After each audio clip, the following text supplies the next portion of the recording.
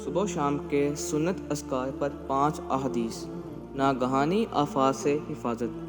آپ صلی اللہ علیہ وسلم نے فرمایا، جو شخص بسم اللہ الذی لا یضر مع اسمہ شیء فی الارض ولا فی السماء وہو السمیع العلیم 3 مرتبہ صبح اور شام کو پڑھ لے تو اسے کوئی شے نقصان نہیں پہنچائے گی اور نہ ہی کوئی ناگہانی مصیبت اسے پہنچے گی۔ زہریلے جانور کے ڈنگ سے حفاظت۔ آپ صلی اللہ علیہ وسلم نے فرمایا، جو شخص اعوذ بکلمات اللہ التامات من شر ما خلق 3 مرتبہ صبح و شام کو پڑھ لے تو اسے زہریلے جانور کا ڈنگ نقصان نہیں پہنچا سکے گا۔ گناہوں کی بخشش۔ آپ صلی اللہ علیہ وسلم نے فرمایا، جو شخص استغفر اللہ الذی لا الہ الا هو الحی القیوم واتوب الیہ پڑھ لے تو اس کے گناہ معاف کر دیے جائیں گے، اگرچہ وہ میدان جنگ سے بھاگ گیا ہو۔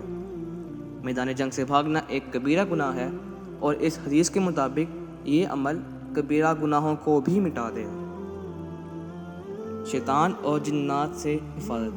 شیطان نے خود حضرت ابو ہریرہ رضی اللہ تعالی عنہ کو بتایا تھا کہ جو شخص صبح و شام 1 مرتبہ آیت الکرسی پڑھ لے وہ شیطان اور جنات سے محفوظ رہے گا اور اس کی حفاظت کے لیے ایک فرشتہ مقرر کر دیا جائے گا۔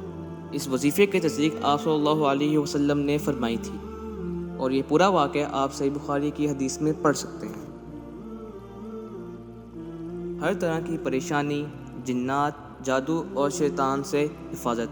آپ صلی اللہ علیہ وسلم نے فرمایا، جو شخص صبح و شام 3 مرتبہ المعوذات پڑھ لے تو وہ اسے ہر شے سے کافی ہو جائیں گی، یعنی وہ ہر طرح کی پریشانی، جنات، جادو اور شیطان سے محفوظ رہے گا۔